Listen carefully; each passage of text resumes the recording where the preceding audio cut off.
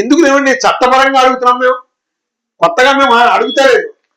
మాకు ప్రత్యేక హోదా ఇవ్వండి అడుగుతలేదు, కొత్త డిమాండ్ కాదు. పార్లమెంట్ సాక్షిగా మాకు చట్టం ఉంది. పార్లమెంట్ సాక్షి ఇద్దరు ప్రధానులు చెప్పారు. సాక్షాత్తు ఎన్నికల ప్రచారంలో నరేంద్ర మోడీ గారు చెప్పారు, తిరుపతి వెంకటేశ్వర స్వామి సాక్షిగా. మేము కొత్తగా అడిగితే తప్పు, మాకు చట్టబద్ధమైనటువంటి హక్కుని అమలు చేయమంటే తప్ప. మా పార్లమెంట్ మెంబర్స్ చేతనైన వాళ్ళు అయిపోయారు, కానీ పార్లమెంట్ లో నిలదీయాలి.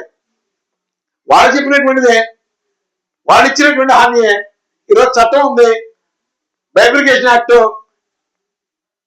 మరి అలాంటప్పుడు ఆంధ్రప్రదేశ్ ప్రజలను మోసం చేసి పునర్విభజన చట్టాన్ని పూర్తిగా తొంగలో తొక్కి ఈరోజు విభజన జరిగింది అని చెప్పడం ఎవరిని మోసం చేయడానికి?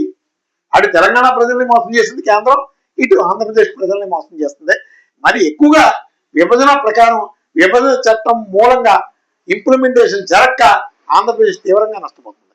దీని మీద ఖచ్చితంగా ఒక ప్రత్యేక కార్యాచరణ, ఉద్యమ కార్యాచరణ మేము ఇప్పటికే అండర్ ప్రాసెస్ నడిపిస్తున్నాం.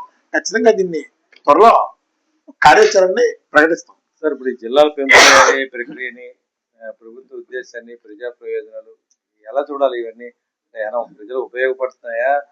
ప్రభుత్వం రాజకీయంగా తనకి అనుకూలంగా ఉండేలాగా ఏదైనా మార్చుకుని చేసిందా? మీ అభిప్రాయం, మీ పార్టీ అభిప్రాయం? ఒకటేనండి, జిల్లాల విభజన జరగడం మూలంగా డీలిమిటేషన్ లో కాస్త కాన్స్టిట్యున్సీలు పెరుగుతాయి. మాకు కావాల్సింది, ఏ మనిషి అయినా అడిగేది, ఏ ప్రజలైనా కోరుకునేది, ఏ రాష్ట్రం అయినా కోరుకునేటటువంటిది, మీరు జిల్లాలు విభజించుకోండి. రాజకీయ ప్రయోజనాలు కావచ్చు, ఎందుకంటే ప్రజా ప్రయోజనాలు మేము అనం. ఇప్పుడు ముందు జిల్లాని విభజించిన తర్వాత మీరు ఆ జిల్లాలో మీ అభివృద్ధి ఏంటి? ఫర్ ఎగ్జాంపుల్, నా జిల్లా ఉంది తూర్పుగోదావరి జిల్లాలో. నాకు బ్రహ్మాండమైనటువంటి టూరిజానికి అవకాశం ఉన్నటువంటి ప్రాంతం అది నా జిల్లా. అలాగే అనేక లక్షల కోట్ల రూపాయల సంపద కలిగినటువంటి గ్యాస్ నిక్షేపాలు ఉన్నాయి. నా డెవలప్మెంట్ ఏది? ఇక్కడ రోడ్లే ఉంది. ఫర్ ఎగ్జాంపుల్, సీతంపేట నుంచి మూలవేకి దేవి చౌక్ రోడ్డు ఈ రోజుకి సంవత్సరంన్నర అయింది, ఇప్పటికీ అలాగే ఉంది. అంత ఘోరమైనటువంటి స్థితిలో ఉంది. అలాగే మా ట్యాంక్, మా గోదావరి బండి ఉంది. మా బండిని ఒక విజన్ కలిగినటువంటి నేత మా రాజమండ్రి నుంచి ఈ రోజు వరకు లేకపోయాడు.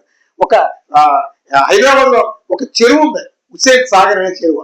ఆ చెరువును బేస్ చేసుకొని హైదరాబాద్ రెవెన్యూ అంతా నడుస్తుంది. ఒక ట్యాంక్ బండ్ కింద ఒక పెద్ద టూరిజం హబ్ కింద చూపిస్తారు. నాకు ఇక్కడి నుంచి, ఇక్కడ శాసనపట్నం నుంచి పురుషోత్తపట్నం దాకా ఒక గొప్ప విజనరీతో టూరిజం డెవలప్ చేయమనండి, గోదావరి బండిని డెవలప్ చేయమనండి. ప్రపంచం నుంచే ఇక్కడికి వస్తారు. నాకు అవకాశాలు ఉన్నాయి కదా, ఇక్కడ అవకాశం లేని ప్రాంతం కోసం మాట్లాడడం లేదు. అలాగే కాకినాడలో బ్రహ్మాండమైనటువంటి పోర్ట్ ఉంది. అలాగే వెస్ట్ గోదావరి అగ్రికల్చర్ ఉంది, బ్రహ్మాండమైనటువంటి ఫారెస్ట్ ఉంది.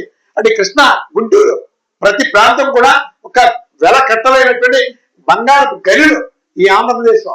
లీడర్ కరెక్ట్ గా ఉంటే, పాలకులు కరెక్ట్ గా ఉంటే, ప్రభుత్వాలు చిత్తశుద్ధితో పనిచేస్తే ఆ ఇసుక దోపిడీ ఎందుకు జరుగుద్ది? అన్డెవలప్మెంటెడ్ ఒక ఎక్కడ వేసిన కొంగలే అక్కడే ఎందుకు ఉంటుంది? విజనరీ ఉన్నటువంటి లీడర్స్ కావాలి. అందుకనే రాజకీయ మార్పు జరగాలంటున్నాం. పాలకుల్లో చిత్తశుద్ధి లేదు. పాలకుల్లో చిత్తశుద్ధి ఉంటే ఆంధ్రప్రదేశ్కే ఒక గొప్ప ఒక ఆర్నమెంట్ లాగా ఉంటుంది. మా గోదావరి బండిని డెవలప్ చేస్తే అసలు ఆ విజన్ ఒకసారి ఊహించుకుంటేనే ఎంతో అద్భుతమైనటువంటి ఒక కళాఖండం కింద కనబడుతుంది. కేంద్ర ప్రభుత్వం ఒకసారి విజిట్ చేయమనండి, దాని మీద ప్రాజెక్ట్ పెట్టమనండి. కనీసం నా రాజమండ్రి ప్రాతినిధ్యం వస్తున్నటువంటి పార్లమెంట్ మెంబర్ని ఒక నివేదికను సమర్పించమనండి. పాలకుల్లో చిత్తశుద్ధి ఉంటే ఆంధ్రప్రదేశ్కే ఒక గొప్ప ఒక ఆర్నమెంట్ లాగా ఉంటుంది. మా గోదావరి బండిని డెవలప్ చేస్తే అసలు ఆ విజన్ ఒకసారి ఊహించుకుంటేనే ఎంతో అద్భుతమైనటువంటి ఒక కళాఖండం కింద కనబడుతుంది.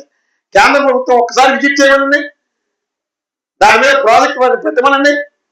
కనీసం నా రాజమండ్రి ప్రాతినిధ్యం వస్తున్నటువంటి పార్లమెంట్ మెంబర్ని ఒక నివేదికను సమర్పించమనండి. రాజమండ్రికి ఇంత అద్భుతమైనటువంటి అవకాశాలు ఉన్నాయని, టూరిజమే కాదు, హిస్టారికల్ ప్లేసెస్ ఉన్నాయి తూర్పుగోదావరి జిల్లా అంతా కూడా. అలాగే ఇక్కడ గొప్ప గొప్ప పురాతన దేవాలయాలు ఉన్నాయి, చారిత్రాత్మకమైనటువంటి హిస్టారికల్ ప్లేసెస్ ఉన్నాయి. ఆ విజన్ ఒకసారి ఊహించుకుంటేనే ఎంతో అద్భుతమైనటువంటి ఒక కళాఖండం కింద కనబడుతుంది. కేంద్ర ప్రభుత్వం ఒకసారి విజిట్ చేయమనండి, దాని మీద ప్రాజెక్ట్ పెట్టమనండి. కనీసం నా నా రాజమండ్రి ప్రాతినిధ్యం వస్తున్నటువంటి పార్లమెంట్ మెంబర్ని ఒక నివేదికను సమర్పించమనండి. రాజమండ్రి కింద అద్భుతమైనటువంటి అవకాశాలు ఉన్నాయని. టూరిజమే కాదు, హిస్టారికల్ ప్లేసెస్ తూర్పుగోదావరి జిల్లా అంతా కూడా. అలాగే ఇక్కడ గొప్ప గొప్ప పురాతన దేవాలయాలు ఉన్నాయి, చారిత్రాత్మకమైనటువంటి హిస్టారికల్ ప్లేసెస్ ఉన్నాయి. దాని మీద ఎవరికైనా అవగాహన ఉందా?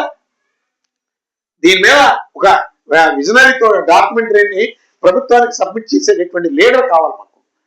ఆ లీడర్స్ లేరు కాబట్టి మేము ప్రజల్లో మార్పు తీసుకొస్తాం, రాజకీయ మార్పుని ఖచ్చితంగా చూస్తాం. ఆంధ్రప్రదేశ్ దేహి ఎరిగేటువంటి రాష్ట్రం కాదు.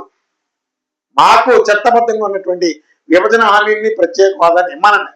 అలాగే కేజీ బేసిన్ నుంచి 50% మా లాభాల్లో చట్టబద్ధమైనటువంటి హక్కు 12th ఫైనాన్స్ కమిషన్ ఇమ్మనండి. మాకు కేంద్రం ₹1 ఇవ్వట్లేదు, మేము ఎవరి దగ్గరికి అప్పుడే అవ్వం. మాకు అప్పు తీసుకోవాల్సిన అవసరం లేదు, మేమే 10 మందికి అప్పు ఇస్తాం. ఈ ఆంధ్రప్రదేశ్ అంత గొప్ప రాష్ట్రం, అంత సంపద కలిగినటువంటి రాష్ట్రం.